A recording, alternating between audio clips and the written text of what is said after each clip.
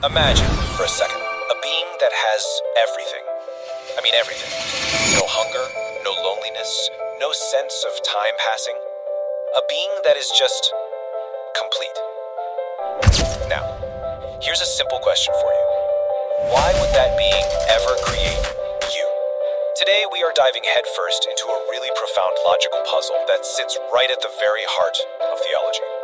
This quote right here, it basically frames our entire conversation today. And look, this isn't about faith or scripture. Not at all. What we're doing is putting on our detective hats to investigate a hidden logical glitch. What happens when the idea of a perfect, all-knowing creator gets put under a logical microscope? Alright, so our first stop is the paradox of creation itself. It all starts with the most fundamental attribute you can think of for a supreme being: perfection. But, as you're about to see, the simple act of creating something might just throw a wrench in that whole idea. So, first things first, let's get on the same page with our terms. In classical theology, perfection isn't just about being really, really good. No, it means being absolutely complete, lacking nothing, not one single thing.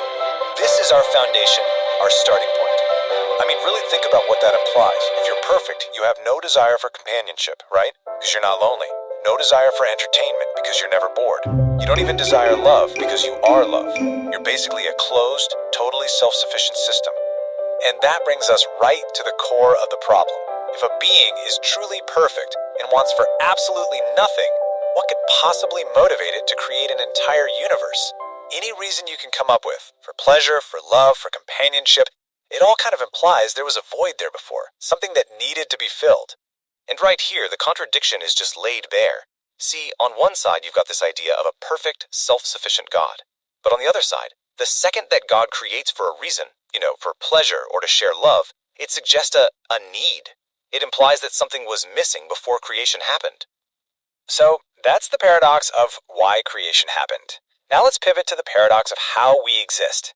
This second puzzle, people call it the free will trap, is a serious mind-bender that has had philosophers scratching their heads for centuries.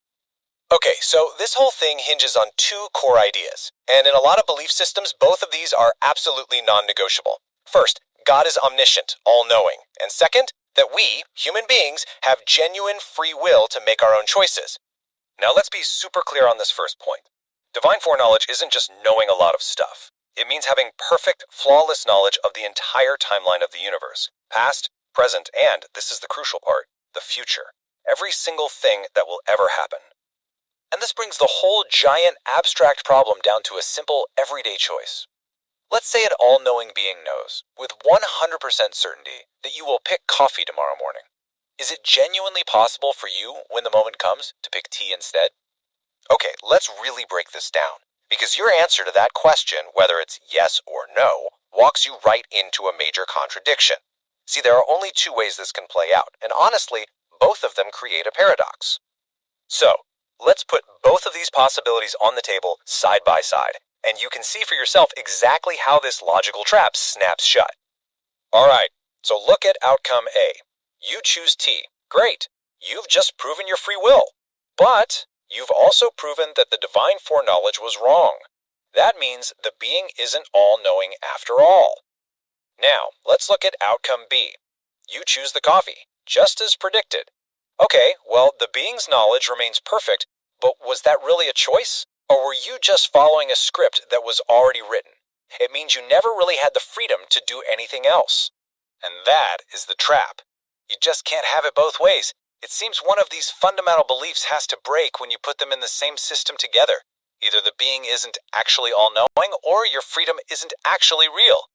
And that's the real kicker here. The whole system requires both ideas, divine foreknowledge and human free will, to be true at the exact same time. But as we've just walked through, logically they seem to cancel each other out. And once you see that, it's pretty hard to unsee it. So, let's zoom out for a second and look at the big picture. These aren't just two separate, quirky little puzzles.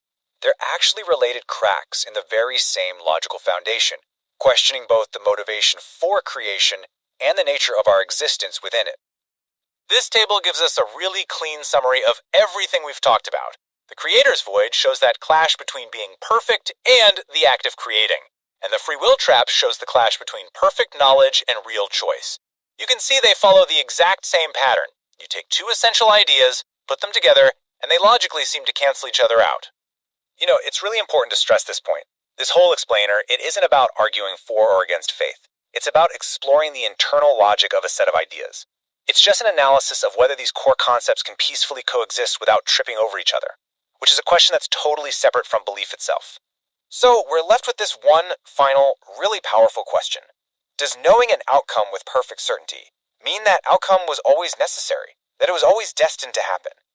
Pondering that question, well, that's the key to this entire